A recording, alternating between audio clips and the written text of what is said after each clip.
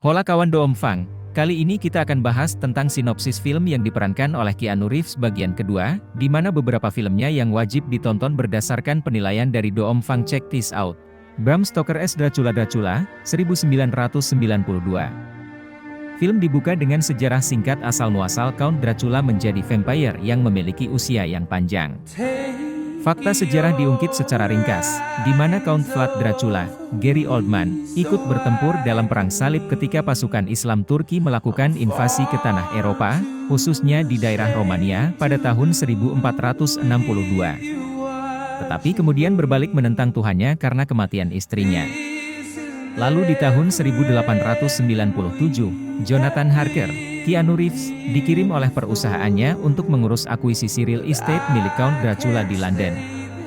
Dalam perjalanan yang dipenuhi aura mistis itu, Harker akhirnya bertemu dengan Dracula yang sempat melihat foto tunangannya yang ternyata mirip dengan Elisabetta, mendiang istri Dracula, dan Dracula yakin jika Mina, Winona Ryder, adalah reinkarnasi istrinya.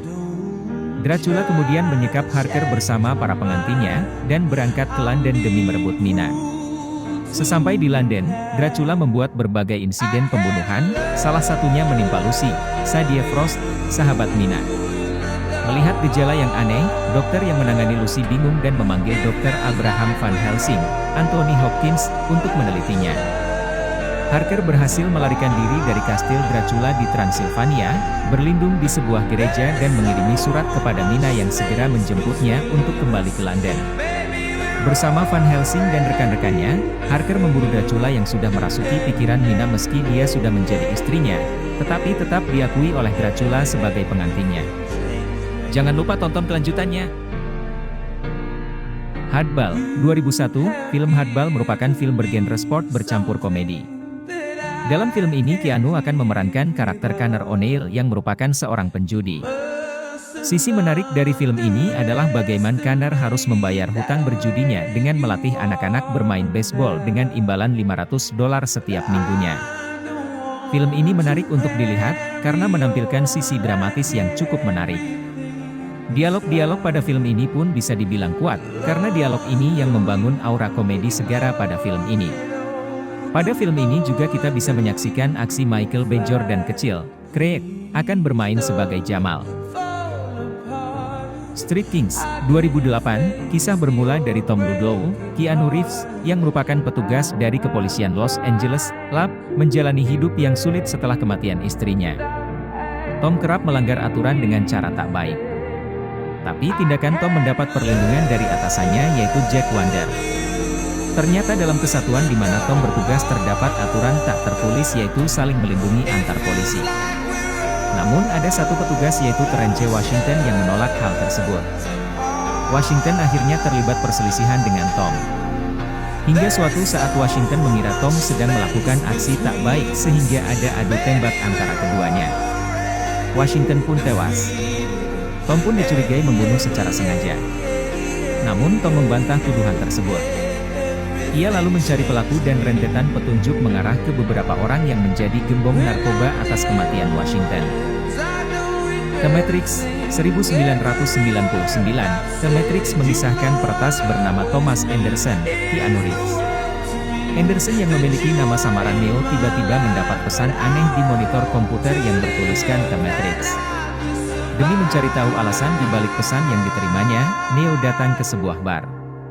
Di sana, ia bertemu dengan Trinity. Trinity kemudian memberitahu bahwa pria bernama Morpheus, Laurence Fishburne, mengetahui makna pesan yang diterima Neo. Ia juga mengatakan kalau Neo sedang dalam berbahaya. Neo yang kebingungan dengan apa yang disampaikan Trinity akhirnya kembali ke tempat kerjanya. Namun ia tiba-tiba diburu tim agen dan polisi yang dipimpin oleh agen Smith. Agen tersebut memaksa Neo menemukan Morpheus yang mereka klaim sebagai teroris. Neo yang tidak paham dengan apa yang terjadi akhirnya bertemu Morpheus. Morpheus kemudian menawarkan dua pil berwarna merah dan biru kepada Neo. Pil merah berfungsi untuk mengungkapkan kebenaran tentang Matrix. Sementara itu, pil biru dapat membuat Neo melupakan segala hal yang terjadi dan kembali ke hidup sebelumnya. Neo memutuskan untuk meminum pil merah. Setelah itu, Neo terbangun di POD berisi cairan di antara banyak manusia lain.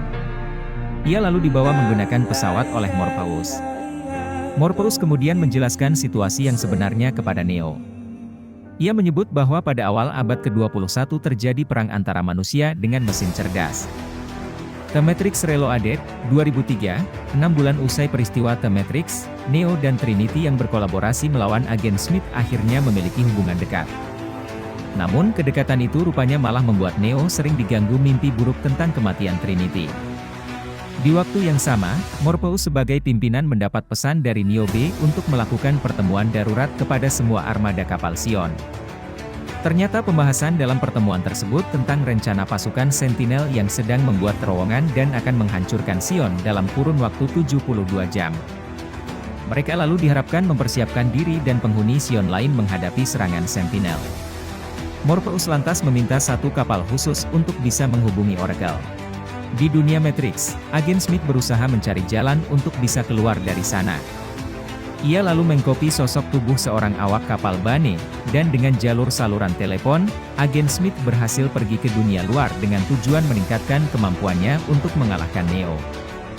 Neo yang bertemu dengan Oracle menyadari bahwa Oracle adalah bagian dari dunia Matrix. Namun kemampuan Oracle yang besar dapat dimanfaatkan untuk menyelamatkan Sion dari serangan Sentinel. Oleh Oracle, Neo diarahkan untuk menemui Keymaker yang berada dalam penjara Merovingan. Karena tidak bisa membebaskan Keymaker sendiri, Neo kemudian dibantu oleh Trinity dan Morpheus. Hanya dengan menggunakan Keymaker, maka mereka bisa bertemu dengan Architect, si pembuat dunia Matrix. Belum selesai di situ, ternyata agen Smith datang lagi dengan kekuatan baru. Ia punya kemampuan mengkloning dirinya menjadi banyak dan semua sangat kuat hingga Neo kewalahan. The Matrix Revolutions, 2003, kondisi tubuh digital Neo, Keanu Reeves, tidak bisa diketahui secara pasti sejak tubuh aslinya tidak sadarkan diri. Tubuh digitalnya terjebak dalam sebuah ruang bernama Mobile Avenue yang berada di antara dunia nyata dan dunia Matrix. Dalam Mobile Avenue, Neo berada di sebuah stasiun kereta yang tidak seharusnya ia datangi. Pasalnya, tempat tersebut dikendalikan oleh sebuah program bernama Trainman yang setia kepada Merovingian, Lambert Wilson. Kesetiaan Trainman pada Merovingian terbukti ketika ia menolak permintaan Neo untuk menaiki kereta demi melarikan diri. Dia menjatuhkan Neo dari kereta dan memberitahu bahwa dirinya yang membuat peraturan di stasiun. Meski demikian, Neo belum patah semangat untuk kabur dari Mobile Avenue. Kali ini ia coba melarikan diri dengan menyusuri jalur kereta, tetapi kembali gagal lantaran jalur tersebut seperti putaran tanpa akhir. Neo sangat beruntung ketika Trinity, Carrie-Anne Moss, datang untuk menyelamatkannya. Namun, perjalanan Neo belum selesai karena masih harus menghadapi dan mengalahkan Smith, Hugo Weaving. Ia memulai persiapan menghadapi sosok itu dengan menjelaskan kepada Oracle, Mary Alice, bahwa Smith berambisi untuk menghancurkan dunia Matrix dan dunia nyata. Namun, tak lama setelah itu Smith menghampiri Neo untuk menantangnya. Dengan sekuat tenaga Neo berusaha mengalahkan Smith beserta klon dirinya yang sangat banyak. Di sisi lain, Smith merasa yakin akan menang lantaran memiliki kawanan klon dirinya dan sebuah kekuatan baru. The Matrix Resurrections, 2021, berlatar 18 tahun setelah film terakhir, The Matrix Revolutions, 2003, Thomas Anderson alias Neo, Keanu Reeves, adalah seorang pembuat game terkenal. Ia membuat game berdasarkan The Matrix yang ada di otaknya. Game itu pun sangat terkenal dan dimainkan banyak orang. Neo sering pergi ke sebuah kafe lokal di mana dia berulang kali bertemu wanita bernama Tiffany, Carrie-Anne Moss. Wanita itu mengingatkannya pada sosok Trinity. Hanya saja, Tiffany telah menikah dan memiliki seorang anak. Ini membuat Neo jadi bingung. Neo merasa bahwa itu adalah gangguan pada otaknya sehingga ia kesulitan memisahkan mimpi dan kenyataan. Ia pun mendatangi analisis kejiwaan, Neil Patrick Harris, yang mengatakan agar Neo menghadapi kenyataannya. Dia memberikan resep berupa pil biru kepada Neo. Akibatnya, Neo tetap sadar. Akan tetapi Neo juga menolak untuk mengonsumsi obat-obatan yang diresepkan kepadanya. Suatu hari, Neo melihat penyusup saat bermain game dan berusaha menghentikannya. Namun ia dihalangi oleh mitra bisnisnya, Smith, Jonathan Groff. Smith mengklaim bahwa sampel game telah dihapus oleh pemberi dana mereka, Warner Bros., yang ingin melanjutkan trilogi The Matrix. Di luar The Matrix, Books, Jessica Henwick, dan Morpheus, Yahya Abdul Matin II, melihat sinyal kehidupan dari Neo. Hal itu menimbulkan keraguan pasalnya Neo diyakini telah meninggal pada akhir Machine War. Hingga kemudian, mereka menyadari bahwa Neo dalam keadaan tidak sadar dan terkurung di suatu tempat.